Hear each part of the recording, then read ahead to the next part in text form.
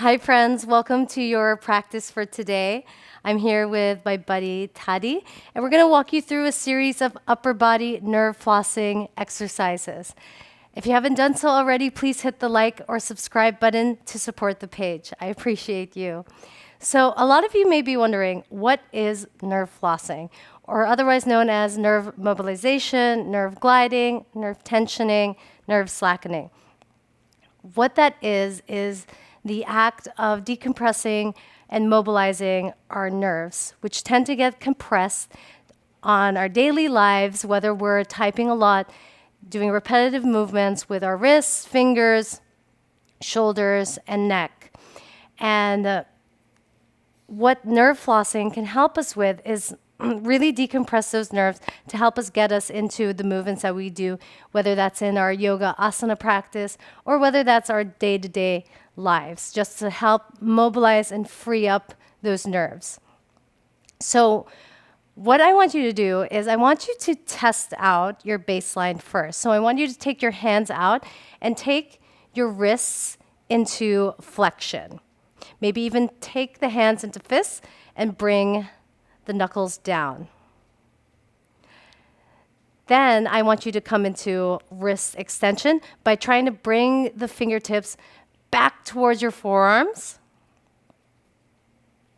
And we get a lot into wrist flexion and finger flexion in our practice. And if this doesn't look familiar to you, well, perhaps maybe in a tabletop position, in your downward facing dog, even though the wrists are in extension with the help from the floor, we're still pushing and resisting the ground away. So that act of turning our palms into flexion and in our fingers into flexion as well comes in our practice a lot. And many people struggle with this. So take your right hand out, almost as if you're telling someone to talk to the hand. And you want your arm to be at shoulder height, all the way down to your fingers. Now with nerve flossing and nerve mobilization, it's really important to find a sensation that ranks 3 out of 10, meaning you don't want to overexert yourself when it comes to the nerves, because pushing yourself isn't going to yield better results per se. So we're going to target a nerve called the ulnar nerve, and that helps us with our wrist flexion and finger flexion in our practice. So this could feel plenty already. But if you want something else, I want you to depress your shoulder blade, moving the shoulder blade away from your ears, down, and then move it up.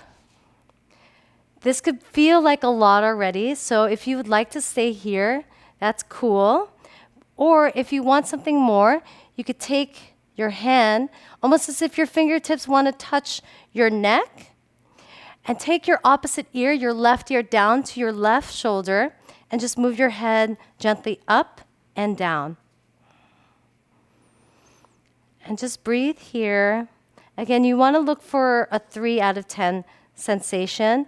And with our nerve flossing, you kind of want to go for 10 seconds, nothing more than that. Okay, beautiful.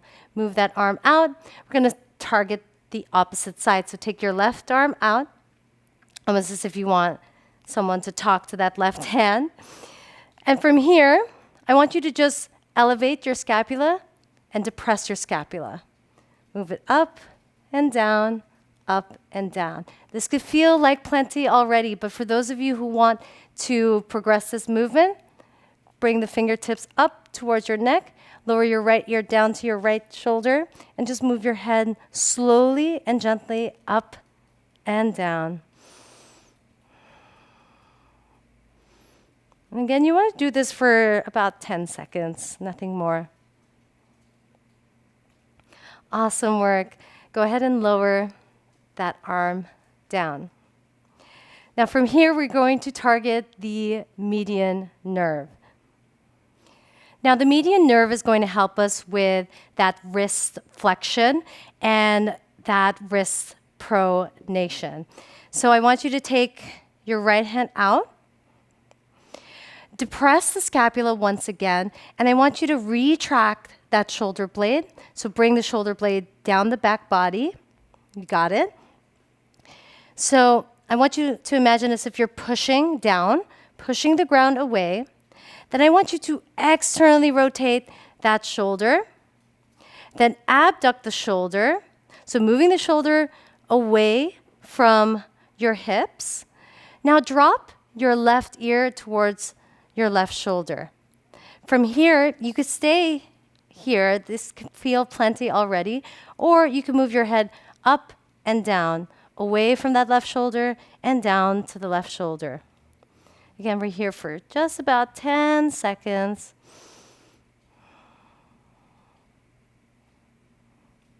Awesome work. Go ahead and just shake that arm out. We're going to move over to the left side. So take your left palm down, almost as if you're pushing the ground away. Allow the shoulder blade to come down with that arm.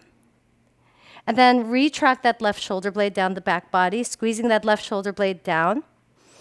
Then externally rotate, come into ulnar deviation with that wrist. Then abduct that arm so that you're moving away from the hips.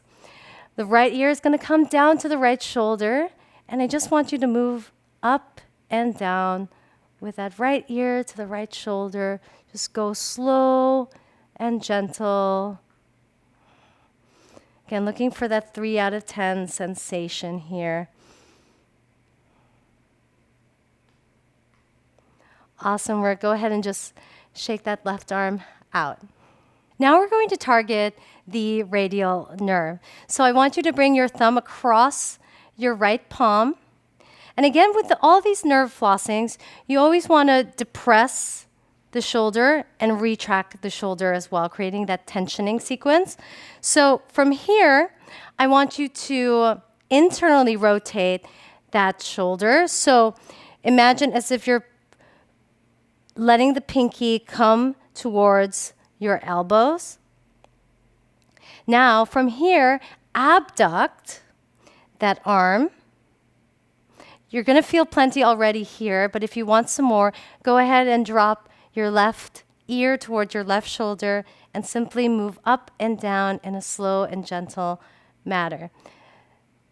This nerve helps facilitate our wrist extension. So if you struggle with things like Urdhva Dhanurasana or heart openers, this is going to be great for you. Awesome. Go ahead and just roll that right shoulder out. Moving on to the left side now. Bring your left thumb across your left palm. Depress that left shoulder blade. Retract the shoulder blade. Internal rotation of that left arm. Abduct slightly.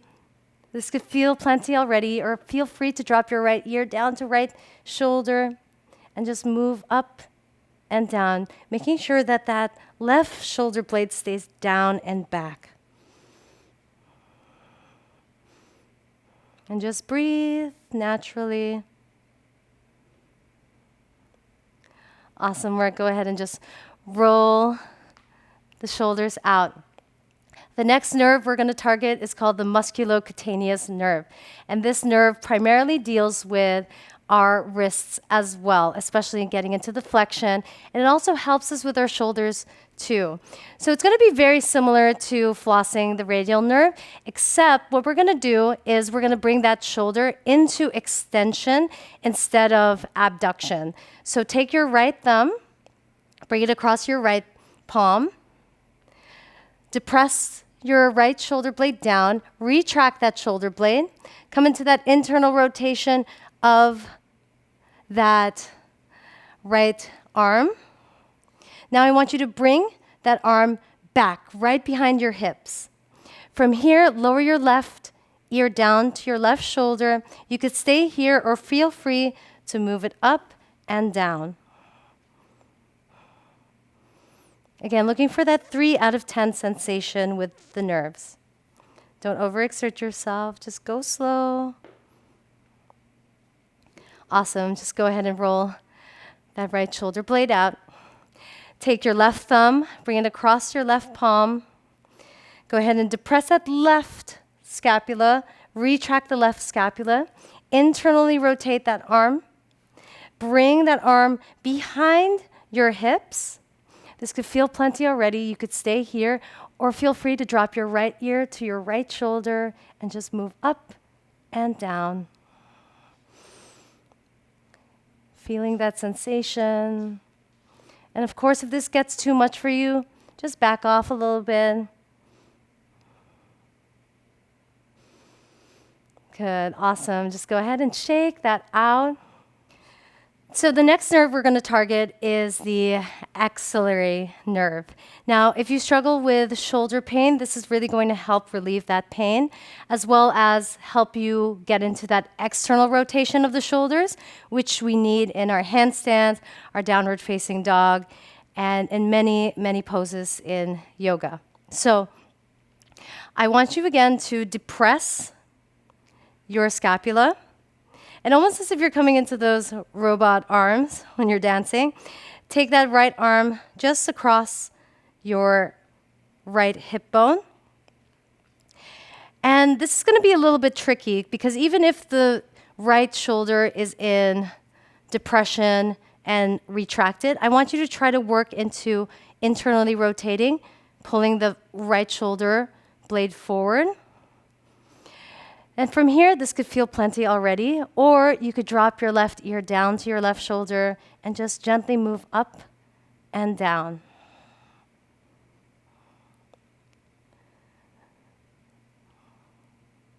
And just feel that sensation. Awesome work. Go ahead and lower that right arm down. This time we're going to take the left arm into those robot arms. Depress the left scapula. Bring that left scapula back in the body.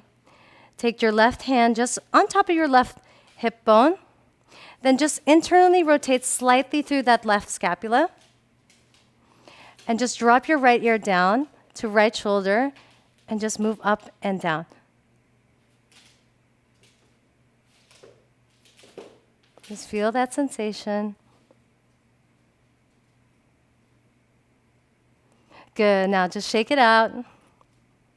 The next nerve we're going to tension and mobilize is the suprascapular nerve.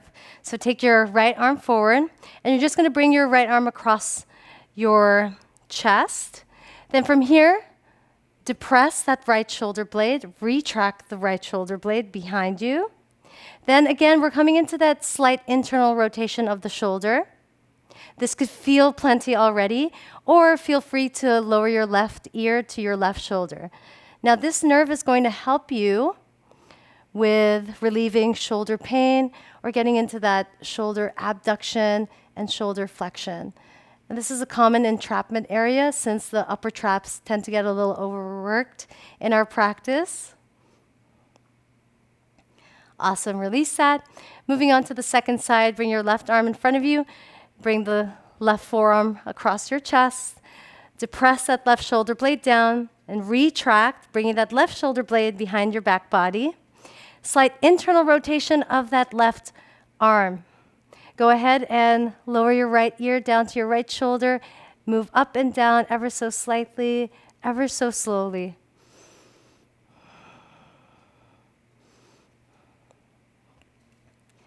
And then whenever you're ready, go ahead and release that.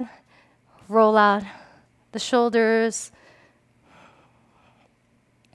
The final nerve we are going to mobilize is called the accessory nerve. Now, this is going to help relieve that tension in the upper traps. And again, the upper traps tend to get overworked in our daily lives or in our practice. So this is a great one that I love to do, even when I'm sitting down on my desk working. I love doing this mobilization of the accessory nerve. So it's very simple. And you're going to feel like you're acting like a chicken here because you're going to turn your head towards the right. And you want to imagine as if you're bringing that chin down to your right shoulder. And this could feel like plenty, or go ahead and make that chicken motion, moving down and back.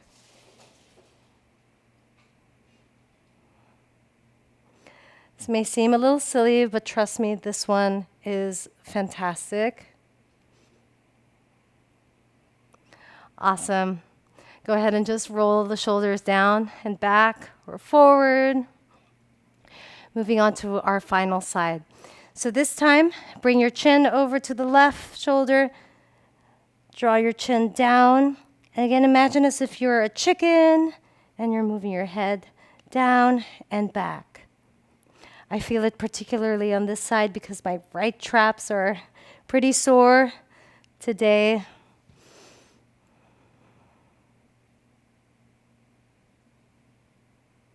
Awesome work. Go ahead and just roll the shoulders down. After all of that work, I want you to retest how your palms and fingers and wrists feel against the earth. Maybe they feel more grounded onto the earth. Maybe you test your shoulder flexion, see how that feels. Maybe you test out in your practice. This practice is really designed for you to come back to if ever you're looking to relieve any tension, stiffness, or looking to mobilize those nerves to serve your practice and your day-to-day life. I hope that these nerve mobilization exercises have helped you. Please drop a comment below. I would love to hear from you. Thanks again for tuning in to all of my silly neurological drills. I hope they really help you. And as many of you know, I study functional neurology, and it's something of a passion of mine. And my goal is to help each and every single one of you move and feel better. Thank you.